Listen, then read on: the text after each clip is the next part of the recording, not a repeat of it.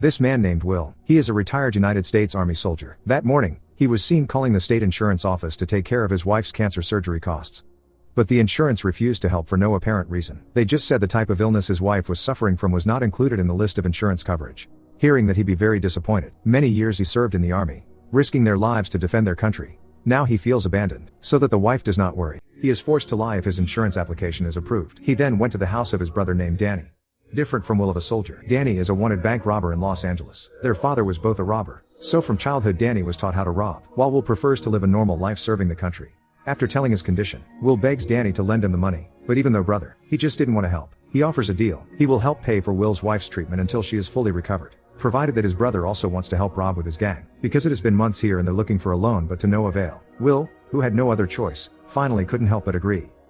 On the other side there is a female ambulance officer named Cam, and his partner was on his way to the scene of the car accident. Arriving at the crime scene, quickly Cam immediately helped children victims of traffic accidents whose condition was quite severe. Her body is impregnated with iron and cannot be removed carelessly. The officer had to cut the iron from behind, while Cam tries to calm the child.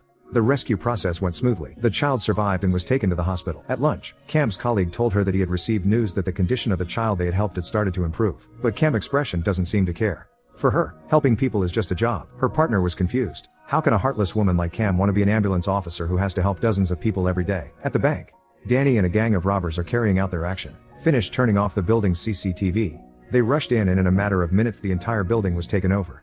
Not long after that a policeman named Zach came. To avoid suspicion, Danny pretended to be a bank manager, then said that today the bank is closed. But Zach kept insisting that he wanted to go in to meet his girlfriend who worked as a bank clerk there. He finally had to let him in. When he was about to chat with his girlfriend, from behind Danny pointed a gun. He told Zach to wave at his fellow cop named Mark who was waiting outside as a signal that conditions inside the bank were okay. From outside when he saw Zach's suspicious movements, as a policeman, immediately Mark realized that his partner was in danger. To deal with the armed robbers, SWAT team deployed.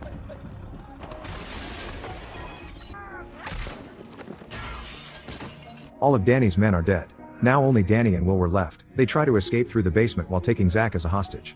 In the middle of the road Zach tries to fight back by attacking Danny. Will panicked and shot Zach so badly injured. He was very sorry and he then helped him, because things are getting worse. Danny tells Will to leave Zach and rush away from there. On the other hand, Mark and the Los Angeles cops enter the bank building to look for Zach's whereabouts. In the basement when he found out his best friend was seriously injured, Mark shouted for help. When Cam just arrived at the crime scene, she heard a scream from Mark. Without permission from the police, Cam immediately barged inside. After loading Zach into the ambulance, Cam kept trying hard to wake him up. Elsewhere, Will and Danny are still looking for a way to escape the police. Until the ambulance came, Danny immediately confronted and then hijacked the ambulance. They attacked Cam's partner then took him out of the car. Just in case, they then took Cam hostage. At the exit it turned out that there were a lot of police blocking, but they managed to escape without being suspected. When Mark wanted to get out of the basement, he finds the injured Cam comrade. He then informed him that his ambulance had been hijacked. Just heard the news. Mark reports to headquarters. When leaving the building, a SWAT team leader named Mshorror arrives. He tries to calm Mark down and promises that before sunset his team will definitely save Zach. He deployed a police helicopter to chase the ambulance. Meanwhile in the ambulance, when Cam see a fire extinguisher, she got an idea. When Will and Danny are off guard, she sprayed them then ran out. Unfortunately the plan failed. In the midst of that tension, Zach suddenly convulsed. Will then begs Cam to go back inside to help Zach. After a long wait for news, the police helicopter finally reports the location of the ambulance that was hijacked by Danny has been found. Mshorror orders his team including Mark to chase the ambulance, and asks the head office to increase the helicopter fleet so as not to lose track. In the ambulance, Zach's condition seems to be getting worse. Cam and Danny help each other put on medical equipment while Will continues to drive away from the police. Luckily, after various attempts were made, Zach was saved. Danny then called one of his friends named Poppy. He asked Poppy to immediately prepare 5 ambulances to outwit the police for $8 million. Because Poppy is also a former robber, he understands how Danny is now. Without asking much, he agreed to help. They then made an appointment to meet under the city bridge. Danny then called the rest of his men in order to bring car paint under the city bridge. Meanwhile, Mshorror asked headquarters to connect the walkie-talkie. With the walkie-talkie in the ambulance, he tells Danny to give up, saying that his escape attempt was in vain. Sooner or later he would be caught. Out of anger, Danny shouts saying that he is America's greatest robber. A small problem like this couldn't make him give up. When the situation calms down, Cam saw blood dripping from Zach's body. He tells Danny that Zach's condition is dying and he needs surgery immediately to remove the bullet from his body. Because she's just an ambulance attendant, the three of them were forced to contact the hospital doctor and asked to be directed how to do the surgery step by step. Will then ask Danny to replace him driving while he would help Cam to perform the operation. The doctor directs Cam to slowly remove the bullet from the spleen. but the process of removing the bullet can only be done for 60 seconds. If more than 60 minutes, then Zach's spleen will burst. Doctors, he's got 60 seconds. Now he's gonna bleed out. I used all the... Listen, you know we breathe.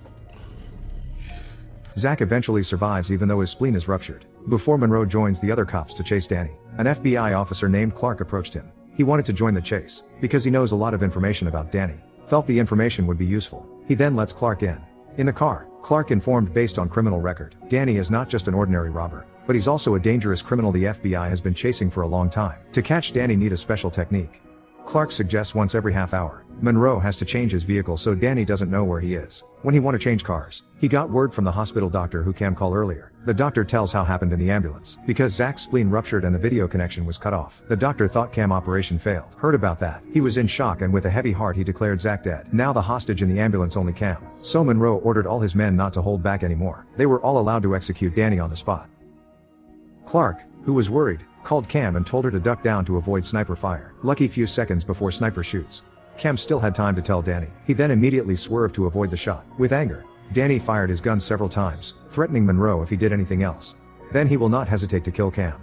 The chase continues. In the ambulance when things calm down, looks like Zach is starting to bleed. When he finds out his blood type is the same as Will, he then agreed to donate blood. At that moment, Cam was seeing a good-hearted criminal for the first time. Will told her that he was forced to rob to pay for his wife's cancer surgery. If from the beginning the government dispersed the insurance money that was their right, Will never want to commit a crime like this. Hours passed, they were still trying to run away from the police. Because soon Will arrive at the location of the agreement. Danny told Will to step on the gas faster to get some distance from the police car behind. After quite a distance, they finally arrived. There Danny's men painted the ambulance as fast as they could, then checked the ambulance brought by Poppy's men. Because he thought Danny was in a corner, Monroe ordered all the police to storm together.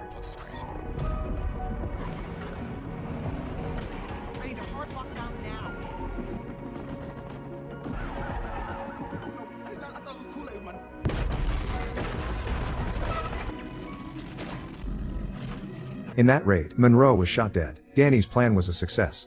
Meanwhile, Mark, who saw Poppy's son, ran away. He immediately gave chase and managed to catch him. But the consequences continue to fight. He had to be shot on the spot. Watched the news of his son's death on TV. Poppy can only cry. Sometime later, they arrived at Poppy's headquarters. Before entering, Will tells Cam not to get out of the car no matter what. After Will left, Zach wakes up. He then told Cam to take the gun in his shoe just in case. Danny then pays Poppy the money and expresses his condolences for the death of his son. But Poppy did not accept. He felt that $8 million was not worth the life of his beloved son. For him, life must be paid with life. His son has been killed by the police. So instead, he's gonna kill Zach and Cam. There was a debate between them. As a soldier who has always defended the country, Will can't let innocent people be victims. Even though Danny had warned him to obey and not to get into trouble with Poppy, he still refused. Out of anger, Poppy then orders his men to kill Will. Go left.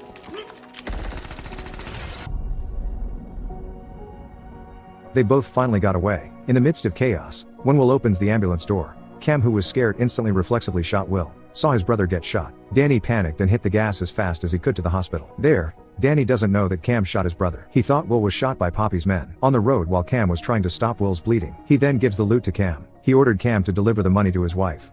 Behind, the police again chased them, until arriving at the hospital when the ambulance stopped. The police flocked to surround him, while moving backwards to check Will's condition. Danny is shocked. Why is there a gun? He believes this gun must be Zach's and thinks he must have shot his brother. When Danny wanted to shoot Zach, Cam held back while explaining that she was the shooter. She apologized because the situation at Poppy's headquarters earlier was very scary. She spontaneously shoots. Just heard the explanation.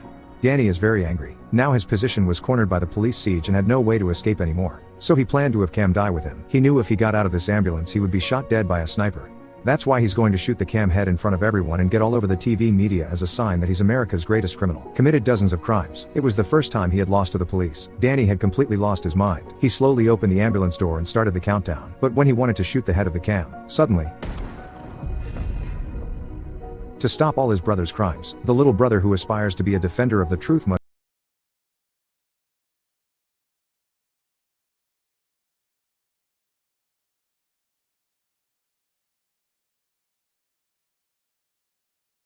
hysterically calling her husband's name. Heard the scream. Cam stood up and said her job as an ambulance attendant wasn't done yet. He then asked Mark to help bring Will to the hospital. At first they refused. He doesn't want to help criminals. But when Cam told him that Will saved Zach's life, Mark finally helped. After taking Will to the hospital, Cam's task is now completely finished. He then went to Will's wife and quietly put money from Will into her bag. Cam then went to visit the child she had saved this morning. He held the child's hand tightly and comforted her. Today's events taught Cam a lot of lessons. Now she understands. Helping people is not just a job requirement, but helping people is a human demand. In Zach's room, when Mark asked him to testify, Zach pointed to Will's photo and said, "He has saved my life."